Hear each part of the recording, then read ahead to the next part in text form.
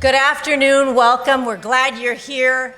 I'm Tani Cantil Sakuue, the CEO and President of the Public Policy Institute of California. We're here with our staff and our board chair, Chet Hewitt, and our board member, David Traversi. This is our 5th event for our speaker series on the future of California.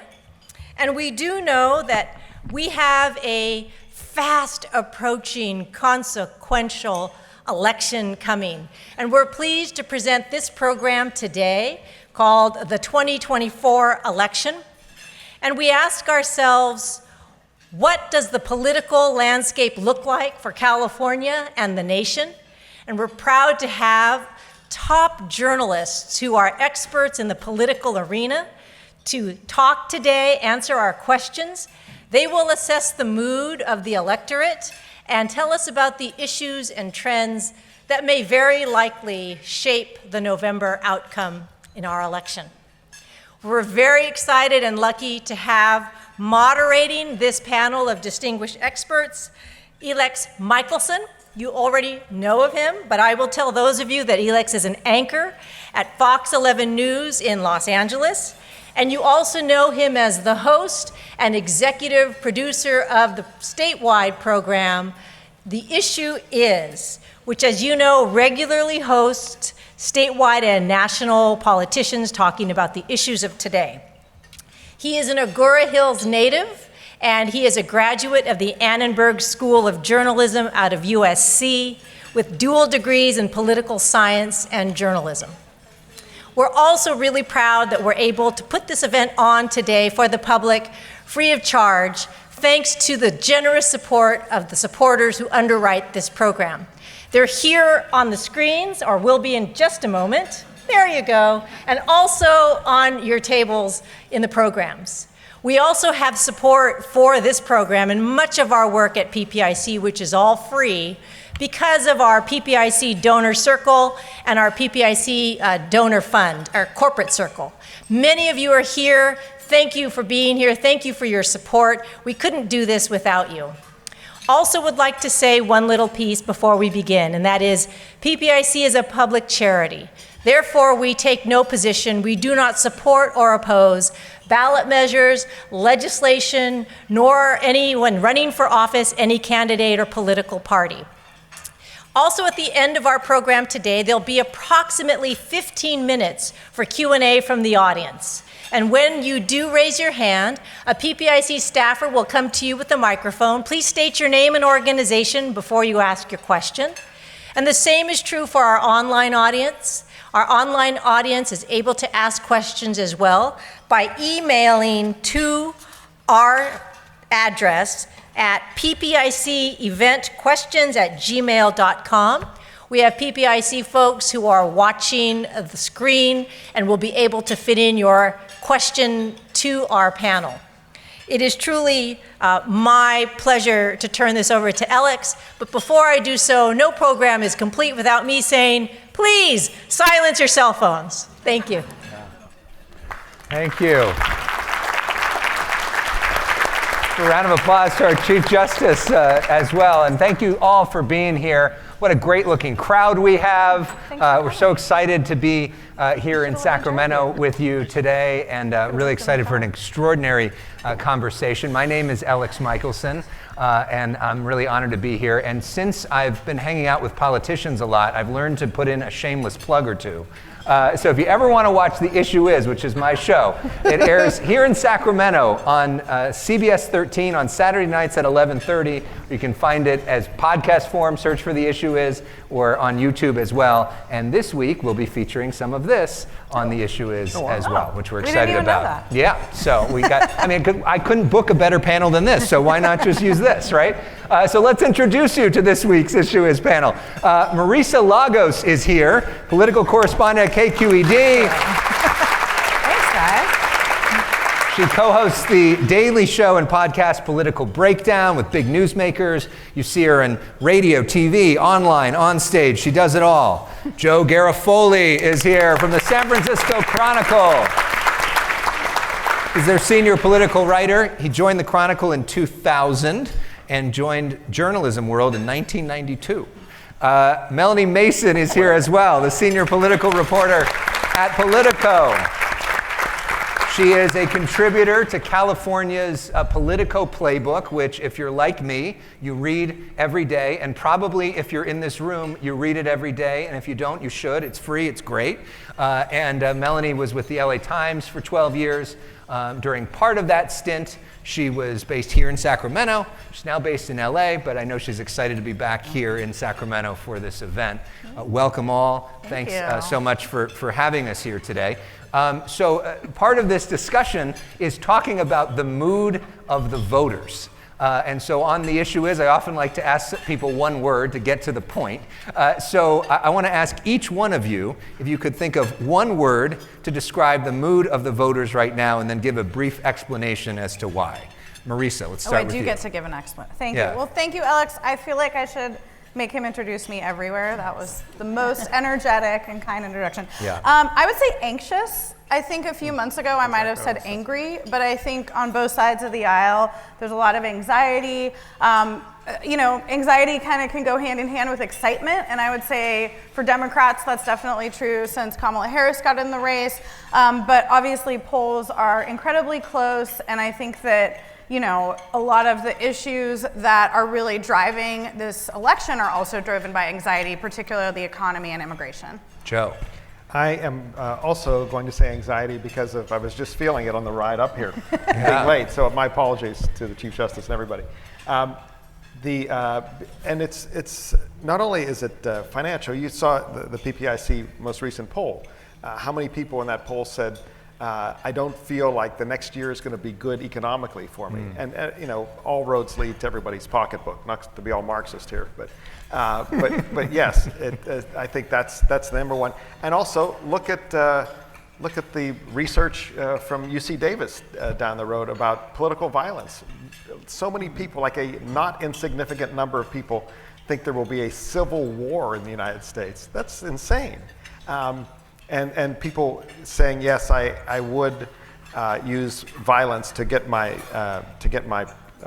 way, if you will, my political point across. That represents a really disturbing undercurrent in this country, and I think that's reflected in the anxiety that we all feel about not only our pocketbook issues, but the cost of food, the cost of college, the cost of everything.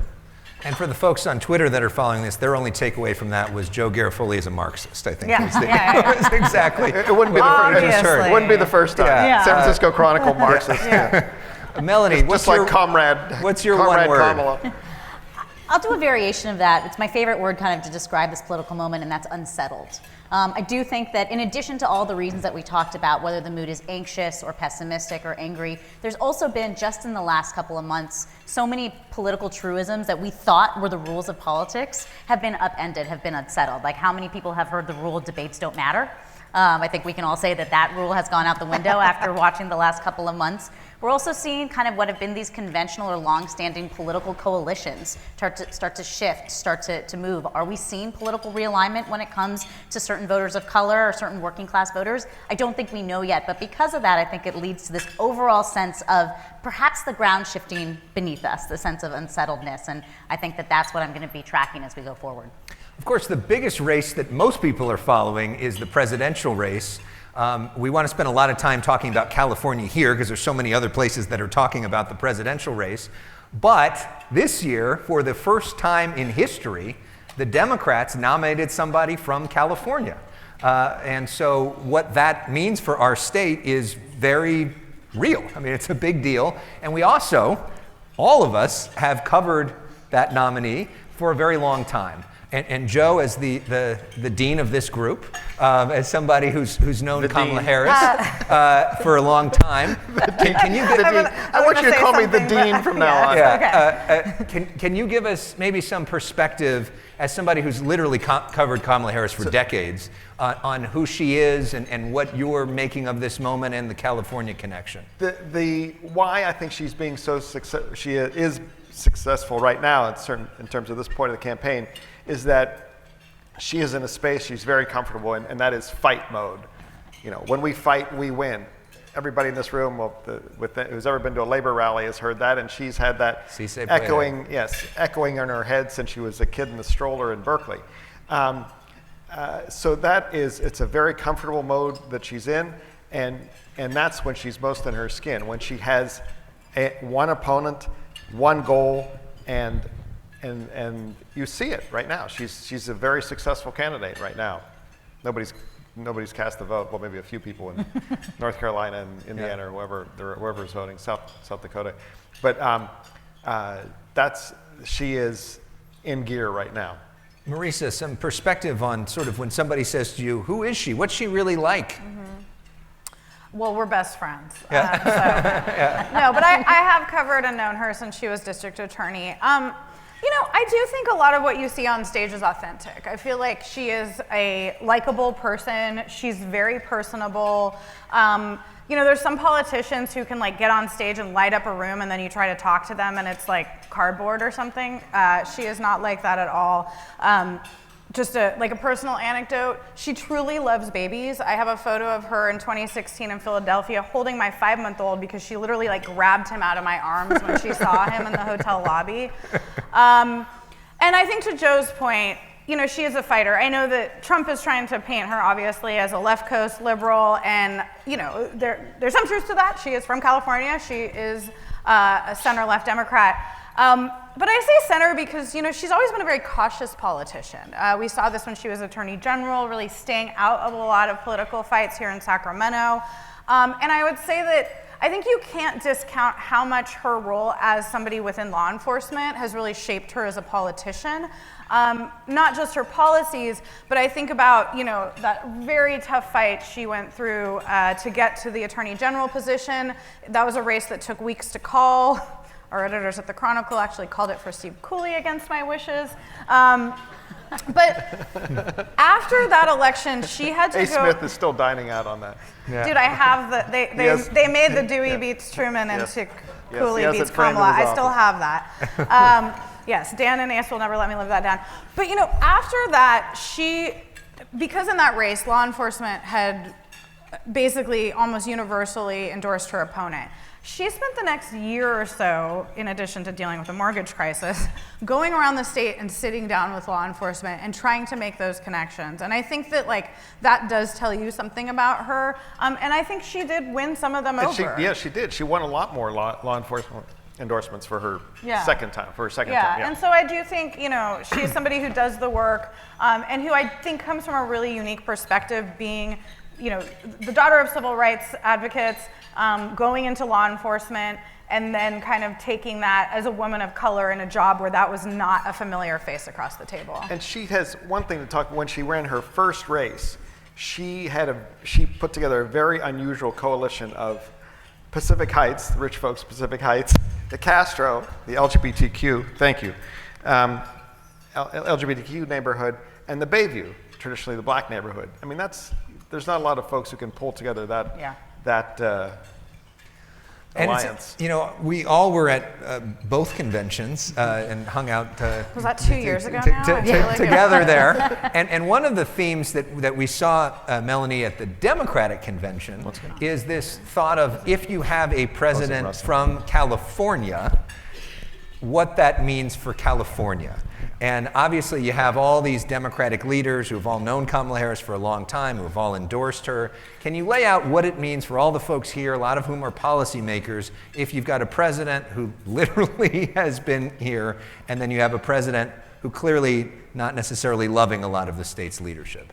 Well, I mean, in some ways we can take a look at what the Trump term of 2016 to 2020 looked like, right? Where you really did have an adversarial relationship between the White House and the state. And so things like climate policy, where the state has really led far beyond where the nation has been as a whole, immigration policy, et cetera, you saw a real oppositional factor. So now we should multiply that by 10, we would assume, if Trump is in office the second time around. But now you have this other added sort of dynamic of not just having somebody who might be allied with California in the White House, but actually a Californian themselves. And it comes at this real inflection point for California in that the state is losing a lot of political muscle in the Capitol. I mean, obviously, Speaker Emerita Nancy Pelosi, as we all know, still wields enormous power, as we've seen over the last couple of months.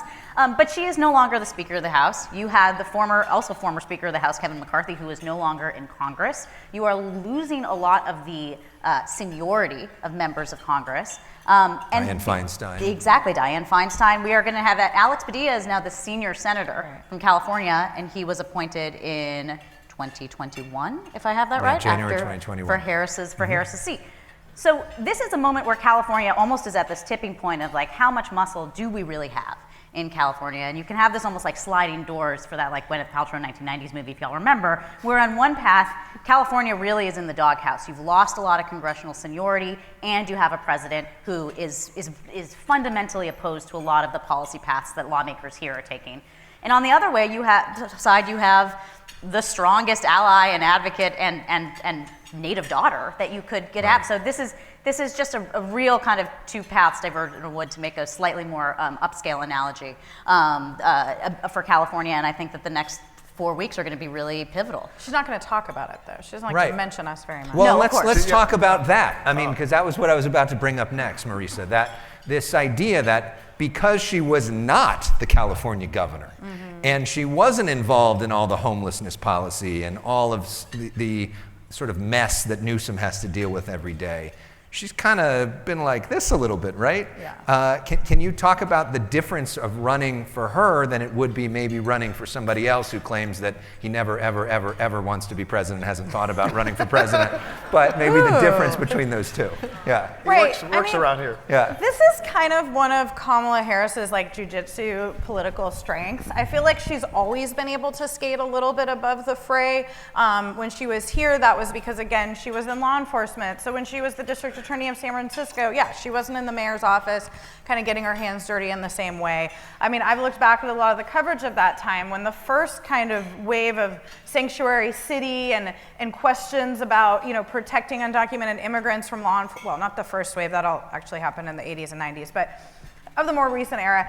And sort of remarkably, even in cases that involved the DA's office, I think Newsom really got blamed for a lot of that stuff.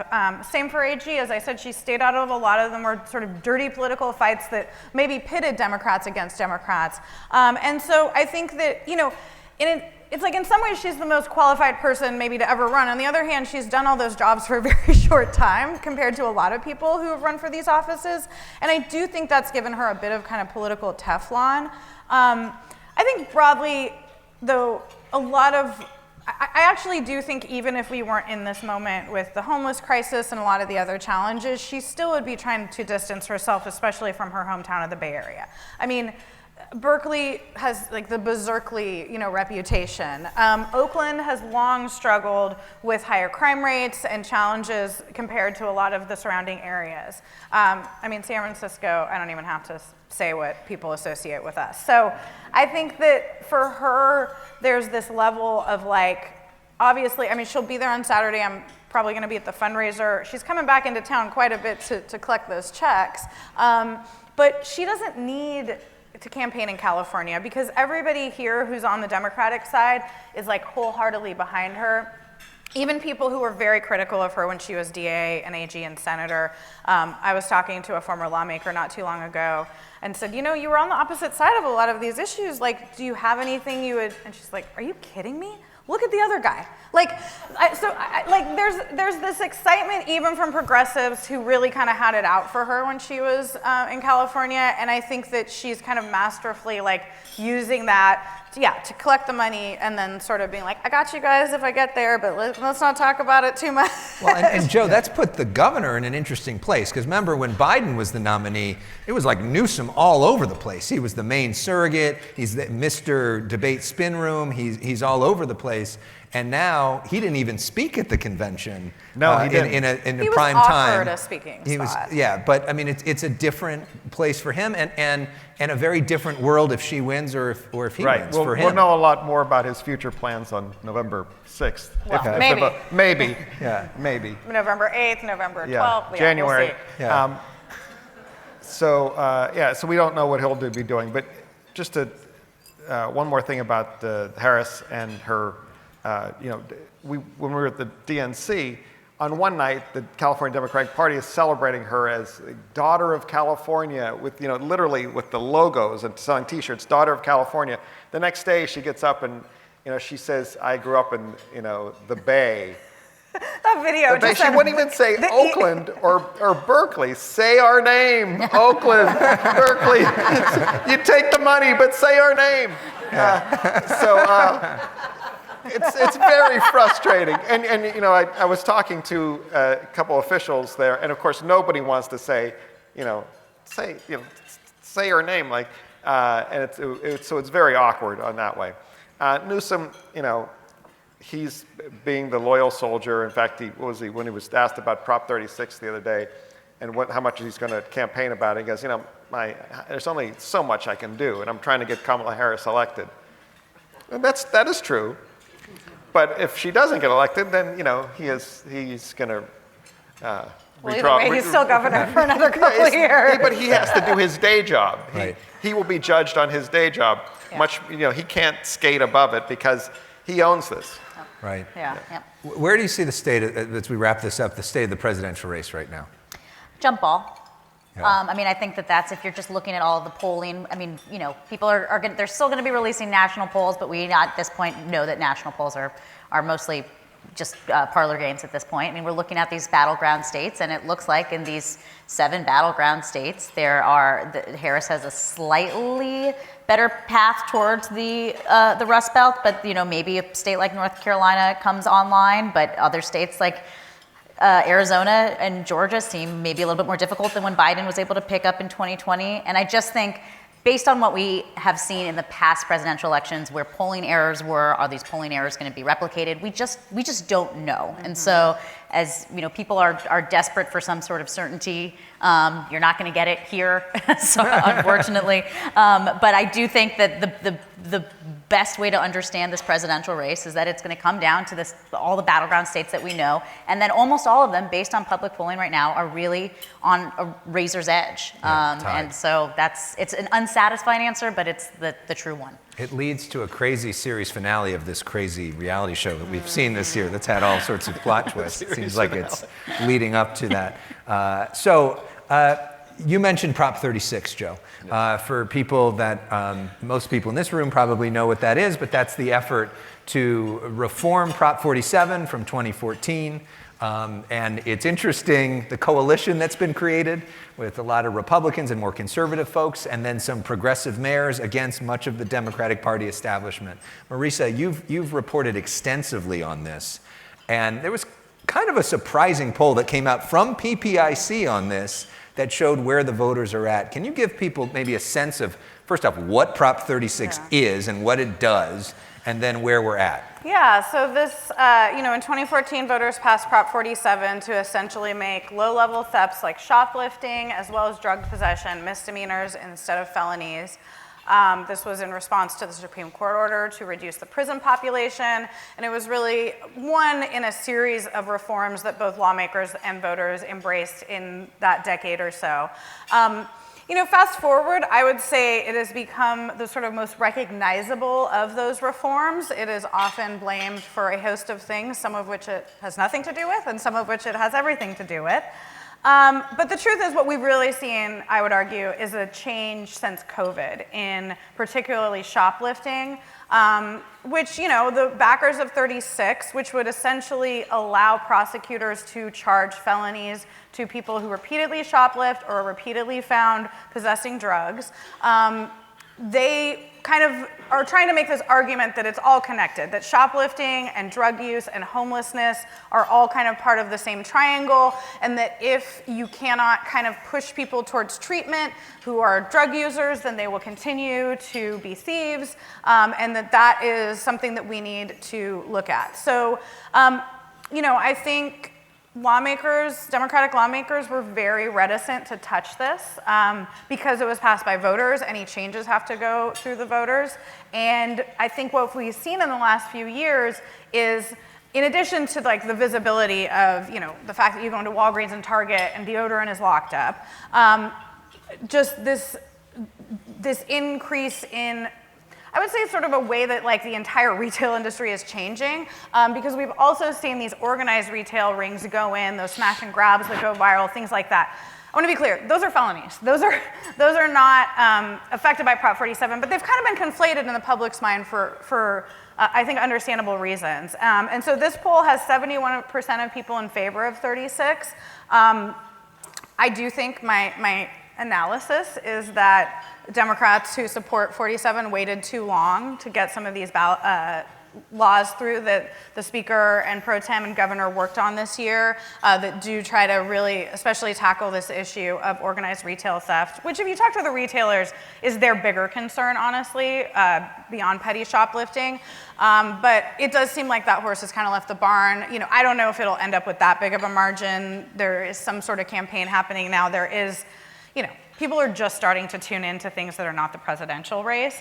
But clearly the wind is at the backers of Prop 36 backs, and I think that it is sort of across, you know, that poll showed and other polling I've seen, across party lines, across demographic lines, across geographic lines, people are fed up and they want an answer. And Melanie, what do you make of the fact that the governor, almost all of the state's Democratic elected leaders statewide are all saying vote no on this, and 71% are saying yes, including 63% of Democrats?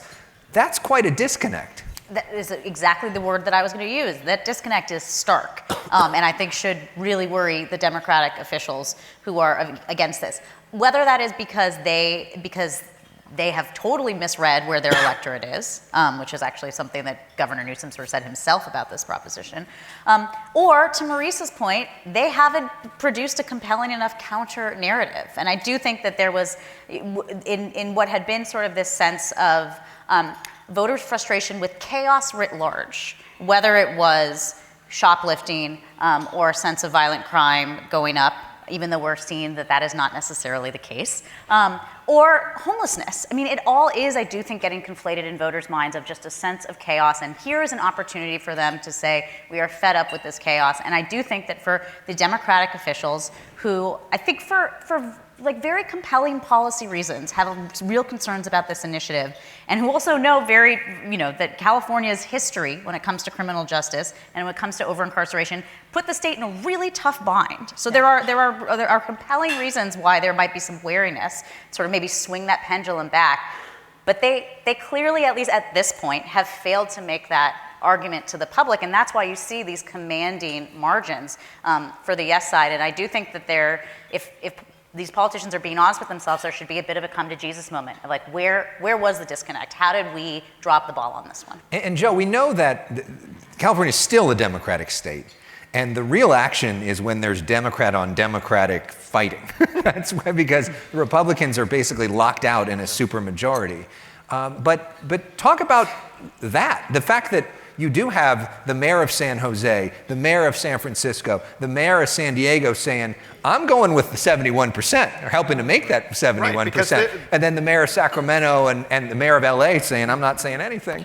You know, the mayors deal what's with happening? It on a visceral level. They're seeing it, they're being confronted when they go to the grocery store, they walk down the street. Hey, what are you doing about this? Here is something that can be done. It goes back to the anxiety, anxiety, unsettledness.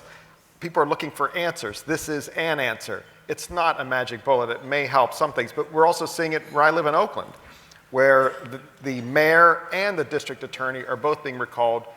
Much of the reason being frustrations with levels of crime and homelessness. And again, it's all conflated. But it's the feeling like everything is out of control. Who's responsible for this? This person, let's recall them.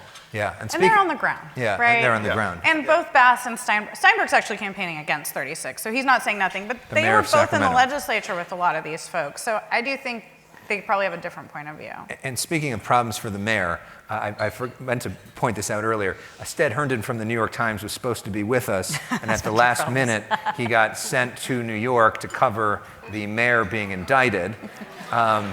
So, Go with it, New as York, a reminder making us look good out that here. New York does everything bigger, in LA, we just have city council members Right. indicted. Yeah. In New York, And in they San get Francisco, the it's mayor. like low-level bureaucrats, yeah. So that's quite a story. So check out his reporting in the New York Times for that. Prop 33, anybody want to weigh in on that and sort of explain that? That's the fight over rent control. There's this fight between 33 and 34 that's a little bit confusing. This is a jump ball for us. I feel like, yeah, the LA connections are deep on this one. Yeah, I mean, I admittedly, I'm not going to be a policy wonk, so we'll be an inch deep on this one. But it's a rent control measure that's being, the main proponent is AIDS Healthcare Foundation, which is a gigantic nonprofit that is based in Los Angeles. They have been major players in all sorts of political campaigns before, including attempts to get a rent control statewide rent control law passed in the past, and that they have been unsuccessful. We are seeing a very robust counter campaign, particularly from the apartment association. This goes to like the larger question, which is the acute problem of housing in this state, right? And the conversation of what are the real solutions. And so I think for people, from the AIDS Healthcare Foundation perspective, I mean, they see the climbing rents, they see people that are getting evicted from their apartments, from their rentals, and they think this is the best way. But there's, a lot of pushback of like, what does that do to housing supply? Is this the real sort of holistic answer? By the way, it is very interesting to see, particularly as Kamala Harris has been elevated to the top of the ticket, the fact that these conversations now about housing supply, rent control are starting to filter up into the national dialogue. It's, a lot of times us California reporters like to say, California sort of leads the nation, and I think housing, let's put a marker down, that the contours of the conversation that are going on here, coming to a theater near you on the federal conversation, coming real. The nation's coming attractions, as they like to say, right? I think that this would have a natural constituency. What is it? Half of California spend 30% of their income on rent. Let's enact rent control, but it's the power of YIMBYism across the state, even in like very progressive yes places in my like the Bay Area. backyard. Yes, in my backyard. Build all kinds of housing, and that has become the dominant feeling. Well, I think a lot of it. Yeah, until you try to build something, and then Well, people are like, yeah, but not that's where we actually live. in my backyard. God forbid you try. I do want to flag, there's a subtext to this rent control thing, which is that the head of the AIDS Healthcare Foundation is a very controversial figure. He has picked very high profile fights with folks like Scott Wiener, the state senator from San Francisco, who's really led on a lot of the Yes in My Backyard legislation.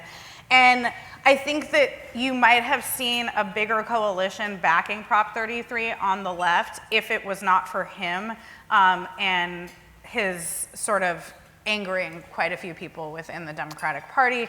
But that said, the Apartment Association and realtors have plenty of money to fight this without any sort of fights within the Democratic coalition. Well, and speaking of fights within the Democratic coalition, happening just a few blocks from now in real time is a special session on gas and oil and where we go from here. Governor Newsom wanted to get some legislation passed during the regular session. That didn't happen. He asked for a special session. First, the Senate said, no, we're not going to do it. The Assembly said, we are going to do it. Now the Senate says, we'll do it if the Assembly does it. So now the Assembly's doing it. Real bottom line, what does this potential legislation mean for the average Californian? Who knows? Because this is I'm not deep in energy policy, but this is kind of, I think, the crux of the debate that's going to be happening in the legislature, which is what the governor is saying is that we get sort of disproportionately hit in California by fluctuations in the energy market, and they lead to very high gas prices, particularly around the end of summer, fall, when we're still, whatever. I don't need to get into the fuel mix, but he is arguing that the oil refineries know when they're going to be doing maintenance, and that when they do go offline, it basically spikes prices because there's not as much oil being refined. And he wants them to kind of create a savings account of oil. This is anybody who's actually in WISPA here is probably going to yell at me because this is not a technical.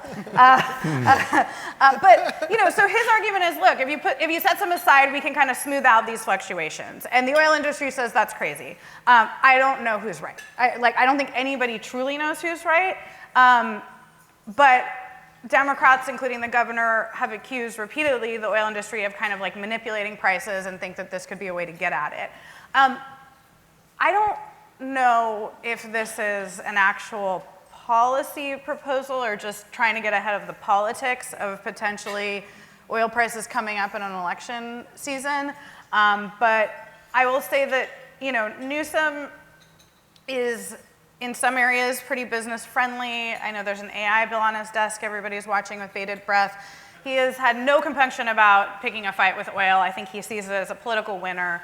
And so I would argue that this one is as much about politics as it is policy. Yeah. And it shows the disconnect between, it's easy to rail on the oil industry. Oh, big oil stinks, but he doesn't have the votes for whatever he wants to do. And lawmakers, it's rare that you see them saying, I'm confused by, Right. the reports And are, also, I'm confused by what I'm on the this ballot is. next month, which he is not. Well, and to that point, though, Joe, you underline what I think is the thing that always frustrates me a lot as a Californian when hearing other people talk about California politics is I think there's an assumption, blue California, lefty California, so Newsom should have no problem getting a Democratic legislature to go along with beating up on the oil companies. Yeah. But the reason that they're having this special session to begin with is because he didn't have the votes to get it done in regular session. We also had a lot of, I would say, chest thumping between the various legislative leaders and the governor's office about who's, on what timeline are we going to be doing this. I think that the technical questions about this proposal is one thing, but I think we can also zoom out and see big picture that this is where there's a lot of nuance to California politics that people outside of the state miss. That if you are a legislator from the Central Valley and you're a Democrat, if you're even from certain suburban areas and you're a moderate Democrat, you're not going to necessarily want to be going picking fights with the oil industry. That has been some of the most knockdown, drag-out fights in this legislature, and so we're seeing that here. And I do wonder, gas prices obviously are a very potent political issue. They aren't so much right now, which is what's so fascinating about it. Gas prices are actually not that bad right now. I don't know if you are a member that has a tough election race, not only are you being called back up to Sacramento and off of the campaign trail while you're on the ballot, but also you're having the governor remind people about gas prices in a moment where it's not actually the top You think Rudy Salas wants this conversation to happen? He's running for Congress in the Central Valley? No. And of course, for all the Hamilton fans out there, one of their great songs is "You don't have the votes, you don't have the votes." So Joe, you says he doesn't have the vote. Do you agree that he doesn't have the votes? I'm going to defer to my colleagues who are California Climate for another shameless plug. They do a newsletter every day where they are on this, but he didn't have the votes at the close of session, and that's why they're having this. And you think he didn't have the votes? It's unclear, I guess, at this point. Well, when people say I'm confused, what do we all do when we're confused about a ballot measure? No. Yeah. We're going to do Q&A in about 5 minutes. Just want to get a couple more things in here. Melanie, let's go to you on the congressional races. The control of the House is almost certainly going to come down to California. We matter. We It's matter. so exciting. We may not matter that much in the presidential race, but we do matter in that. And there's a lot of money at stake. What race or races are you most focused on? So there's 6 battleground races. I'm not going to go through all 6. Of those, a couple are in the Central Valley, a couple are in Orange County, and there's one in the suburbs of LA that I think, and one in the sort of Palm Springs, Riverside area. To me, I'm most interested in the 2 races in Orange County because in some ways they distill to me this interesting moment in California politics. Those of us who know California politics for a long time, we think of Orange County is the Orange Curtain, right? This was, the heart of Reagan Republicanism, and we have seen this shift to it becoming a purple county. In 2018, Democrats ran the table there, and were able to elect all these Democrats, and then Republicans clawed back. And so now we're looking at these seats where these are districts that Biden slightly won in 2020. The question is where is Harris performing in those races now relative to Trump?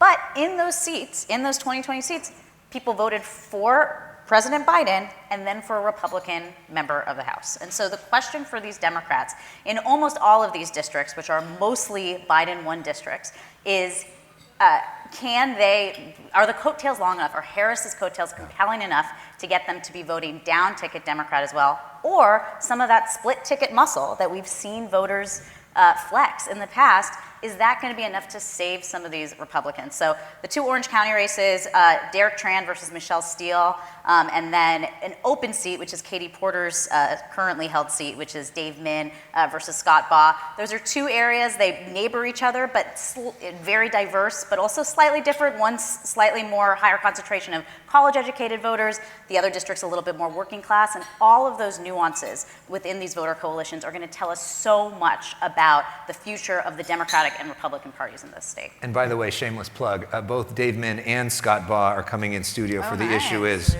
this week, so if you want to see together? some of that. Or separate? Not together, they were supposed to come in together, Yeah. and then Scott Baugh changed it to separate at the last minute, which is its own thing, but you'll see both of them and hear that perspective. Joe, what are you most looking forward? Well, those races are interesting. I'm also looking at the Central Valley races, which a couple of them are redos that they've sort of reprises from 2 years ago. And Adam Gray, who's running in one of the races, a Democrat who was in Sacramento for many years, he is very much banking on the fact that, well, that was a midterm election. This is a presidential year. If the trends follow, I will get a lot more Democratic votes because a lot more Democrats will be voting then. So we'll see if that comes to fruition. Well, and those are both, I think the Orange County races are more a traditional Republican versus Democrat. Those are both pretty centrist, or all four of them are pretty centrist candidates. So like it's an interesting question. And in the Bay Area, you got some Democrat on Democrat races. We do. Anna Eshu's seat in the South Bay, former San Jose Mayor Sam Liccardo is running against Assemblyman Evan Lowe. And then in the East Bay, you have a race for Barbara Lee's seat. I'll just highlight the other two races we didn't talk about because I do think they're really fascinating. The one in Northern LA County, Mike Garcia, like there's no reason on paper that he should still have that district. He is a very much, Trumpy, very much MAGA Republican in a district that's actually changed in the last redistricting to take out the most conservative part of that.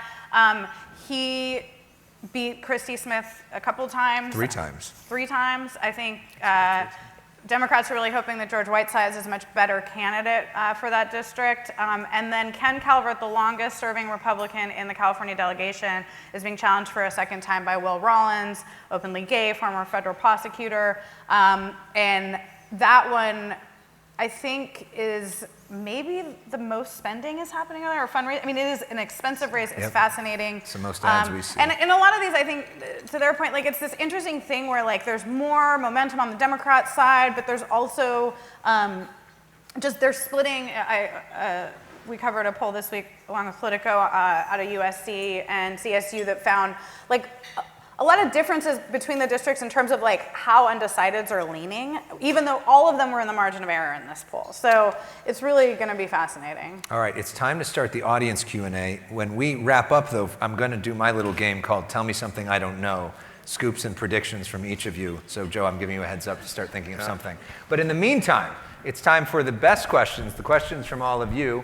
Raise your hand. I think we're going to have a microphone coming around. If you're online, you can also submit your questions as well, and we will getting to that. Yes, sir, right in front. And then I want to get the students involved. If any of you have a question, we're going to come to you next. All right.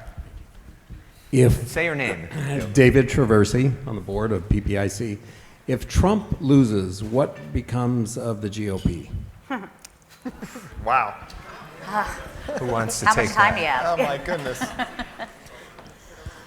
I mean, I think it depends on what Trump would do next. He's said pretty unequivocally he won't run again, but does he just like go off to Mar-a-Lago and play golf, or does he stay active?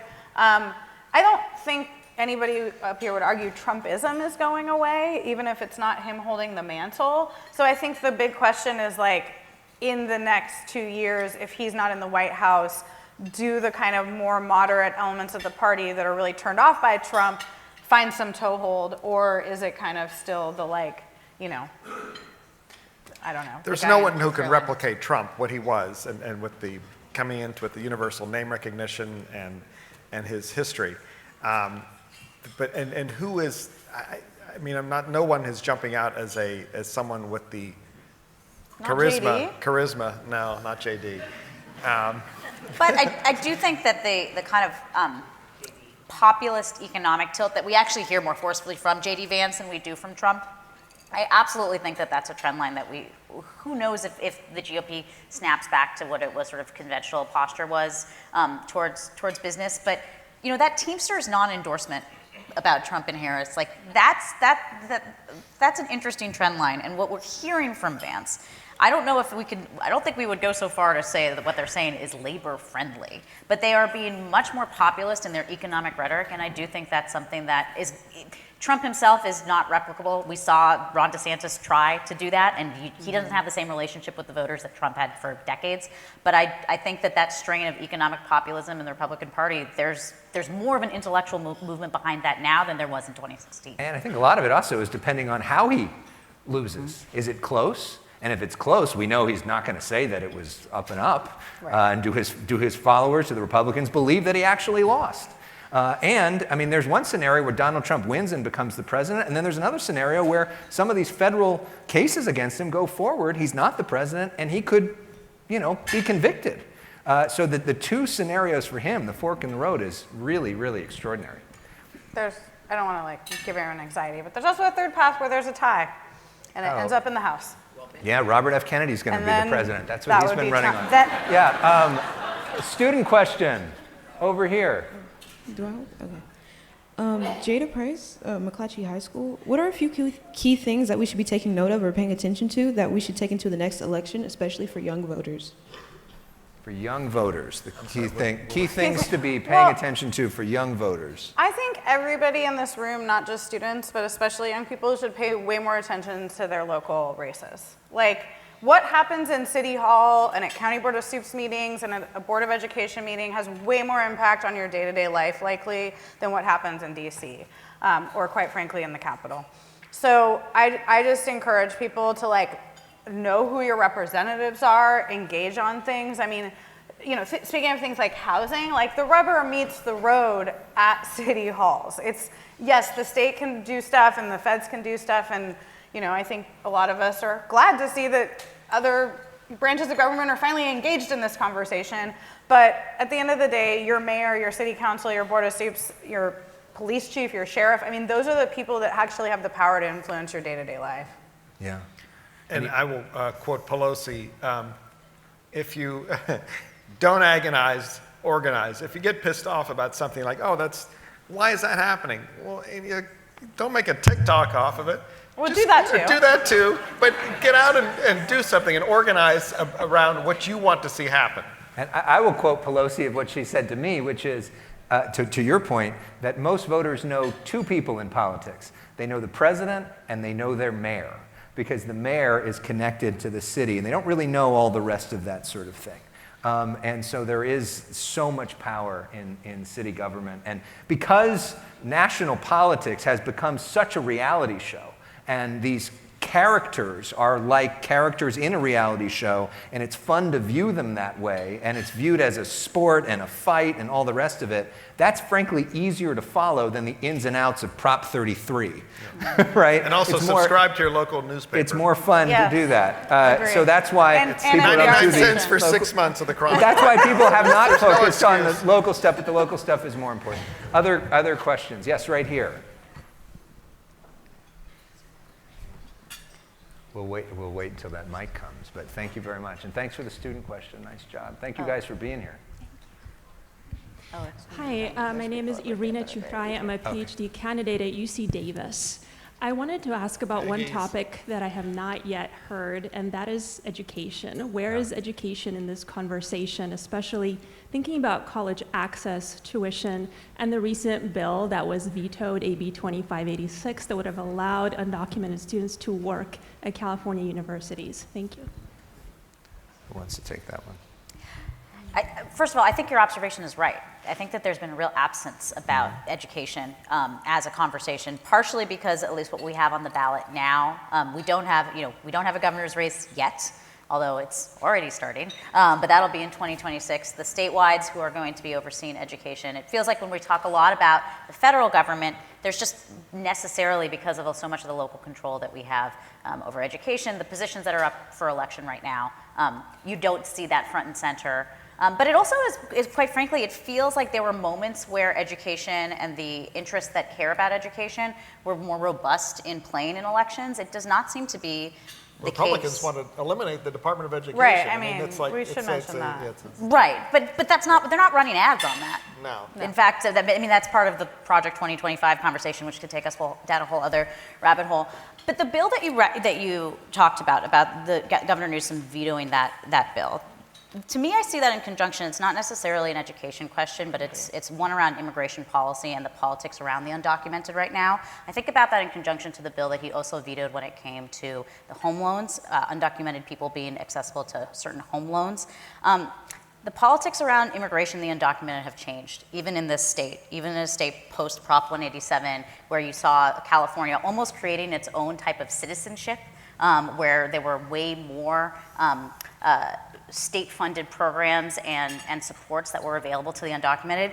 Clearly, I don't want to say clearly, my interpretation of some of those vetoes is Newsom reflecting what has been sort of a shift back towards the right when it comes to dealing with some undocumented rights. But I think that probably has more to do with national politics, honestly, than with his eye on the state, because I think my sense is, like, if this were not a presidential election year, those might have been different conversations. Sure, but the fact is that immigration and the border, even when you're looking at polling numbers among Californians, it's not like perhaps maybe if you were seeing poll numbers from Texas or from Arizona. But the conversation is still different here than it was even just a couple of years ago. Maybe that swings back when you don't have Donald Trump at the top of the ticket and the really, really fierce anti-immigrant rhetoric that we have heard sort of infecting the rest of the conversation. But I feel like I saw those bills less so in an education context than in an immigration context, and to me it told me a lot about where Newsom's political tuning fork was when it came to that issue. And it's almost like they could be an ad if he ever were to run for president, but he of course never ever wants to run for president. So and a lot of the fights over education are at the micro local level, over school boards, budget, and parental rights, which are usually a cover for anti-trans legislation. So it's there. That's where a lot of the action is more so even more at the state or national. Certainly not the national level. We've heard very much. This side of the room. Let's get you guys involved. You can say your name. Hello, Marissa Gonzalez, Bhutan Jones attorney. I have a question related to Kamala Harris and her stance on immigration. Love her. I love that she is also a minority woman practicing attorney. But I was very disappointed with her response to the debate topic when Trump made the comment of, they're eating the cats, they're eating the dogs, and she laughed. And I know she has to make a relatively neutral stance on immigration. I would love to hear from you all, many of you who've worked and observed her for decades now, or years. What do you think she's going to do for immigration as a president of the United States? Well, nothing unless Democrats have control of Congress. Honestly, I hear what you're saying about the laugh. I think she laughed because of the absurdity of it, not because it's particularly funny. I think that's sort of a tactic she's tried to use with Trump, is that line she says, he's not a serious candidate, but what he will do is deadly serious. I think that's kind of where she's trying to go. Whether she's successful in it, I think is another question. I think to Melanie's point about a sea change, there's a reason that the pendulum has swung, and it's because a lot of communities are feeling impacts from the crisis at the southern border and what that has meant, and that is because of all of the things happening, both around climate change, but also around the rise of authoritarianism, destabilization of governments, particularly in the southern hemisphere. So I think that there is a sense on the left that if they were to actually have control of the White House and Congress, that they would need to do both, to walk and chew gum. That actually, if you poll voters, even a lot of people on the right, we do make a distinction between those two things. People want border security and they want a path to citizenship. So I think that's what Democrats will say they want to do. Whether or not they can, or what that actually looks like even within the Democratic coalition, I think is an open question. I mean, look at what happened even before, you know, Trump killed the border security bill. I mean, that was a negotiation led, of all people, in part by Kirsten Sinema. Like, it's a weird world we live in. Well, but and just to go on that a little bit further, that was a huge thing that Democrats did by basically departing from decades of orthodoxy, where it used to be, if we're going to play ball on border security, there have to be elements of a comprehensive immigration reform, pathway to citizenship, relief to dreamers, et cetera. They broke that, and they said, fine, we'll play ball just on border security, and we'll wait for the comprehensive immigration reform part, the legalization part. That was a huge shift, and I think what was very interesting, both for Biden and then particularly for Harris, is that you did hear immigration advocates, folks on the more liberal side of this, sort of letting it be like, okay, we will give you that runway. And I wrote a story about this. I talked to a lot of people who work in this space, and I said, you know, why are you basically giving up on what was this sort of linked policy, these two linked policies? And they essentially said, you know, look, we understand the political atmosphere right now, and we trust her, we know her, we have worked with her on immigration issues in the past, she's from a state like California that values immigrants, and so there's basically a tremendous amount of like, we'll trust that you're with us after you get elected, and that's, you know, that's an interesting position for them to be in. I mean, Harris has said she would sign that border security bill if it came to her desk when she was president. She has not said where she is on other legalization efforts. We know where she's been in the past. She's been way left in the past when she was running for president in 2019. When she decides, if she's president, and when she decides to use her political capital on this issue, where does she spend it? Does she spend it both on border security and legalization? I think that that's something advocates are hopeful for, but they don't know for sure. And the honest answer is we have no idea, because she has gone out of her way not to answer that question. She's going to the border tomorrow. Maybe she'll explain it there, but she has made the political calculus that not giving an answer is better than giving an answer so far. Can that stand, and does that continue to be the way going forward? We'll find out. All right, we've got a minute left, so I want to do my tell me something I don't know. Let's start with you, Marisa. Scoop, prediction, something interesting, something we haven't heard of. This is the smartest room you're ever going to be in. You're so smart. Tell me something I don't know. This is a Chris Matthews trick, by the way. So shout out to Hardball. And I'm doing this with his permission. All right. This may not be as front of mind for folks here, because this is a San Francisco thing, but Joe and I moderated a mayor's debate last week in San Francisco. Mayor London Breed is being challenged by some folks. And to the education question, we also are facing a potential state takeover of our public schools in San Francisco for a huge budget crisis, the potential closure of many schools. And so this week, the mayor decided at the Board of Education's request to send in a strike team to help them sort out this whole mess. And I just feel like that's a thing to watch, because it's a pretty risky move to insert yourself into education fights 6 weeks before an election, especially when those education fights could result in you telling hundreds of families or thousands of families that their schools are closing. Wow. So I think this is either going to be something that really potentially helps London Breed win this race, or could backfire in her face. So that's my little San Francisco nugget. All right, Joe, tell me something I don't know. I'm going to go with an Oakland nugget. And when we talk about predictions, the longtime Chronicle sports writer Bruce Jenkins would call it being dead wrong in public. So here's my dead wrong in public clip. Okay. I'm going to say Sheng Tao recalled. Pamela Price, though, survives. Whoa. Wow. Yes. Why is that? Okay. Polls are, she's only 47%, 41% want to recall her now, and it's getting late. And it's countywide, not just Oakland. It's countywide too, so it's a little yeah. different. Yeah. So it's like if you had polled Oakland, she should, Melanie book a Mason, trip- tell me something book a I trip don't to know. Maui soon. I'll also be regional and be about the LA, but I know you know this, Alex, because you know everything about LA politics. But for folks who maybe aren't paying so much attention in the room, Prop 36 and the Pamela Price recall are not the only sort of referendums on the criminal justice I movement know. that are on the ballot Yes. in November. The DA's race in Los Angeles, the incumbent George Gascon being challenged by Nathan Hochman, is one of these fascinating questions about the future of criminal justice. But I don't know if you agree with me, but what's been so striking me is how under the radar Yeah. that race has felt. Where's the Given money? Where are the stakes. ads? I haven't seen any ads. I don't know if it's that Prop 30, but also I'm like 100% just previewing a story that I'll be writing. So check out Politico in a couple of weeks. But I have been struck, and my colleagues and I have been struck about maybe it's Prop 36 kind of sucked all the oxygen out of the room and maybe attracted that attention. But the contrast to what we saw in San Francisco when Chesa Boudin was up for recall and what that meant, we had all of these big picture, like what does this mean for criminal justice reform? You're not seeing that conversation in LA, even though I'd argue that the stakes are just as consequential. So I'm not telling you anything you don't know, but planting the seed for the rest of you. It was much bigger in March.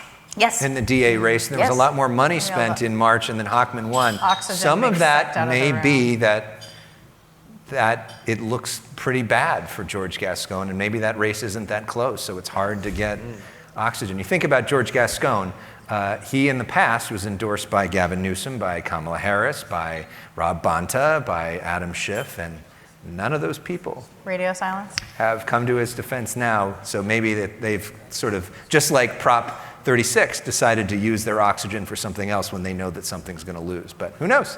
You got to watch. That's why people vote. I encourage everybody to vote, have their say. Thank you for being such a tremendous audience. This was so fun. Give it up for our incredible panel. So insightful.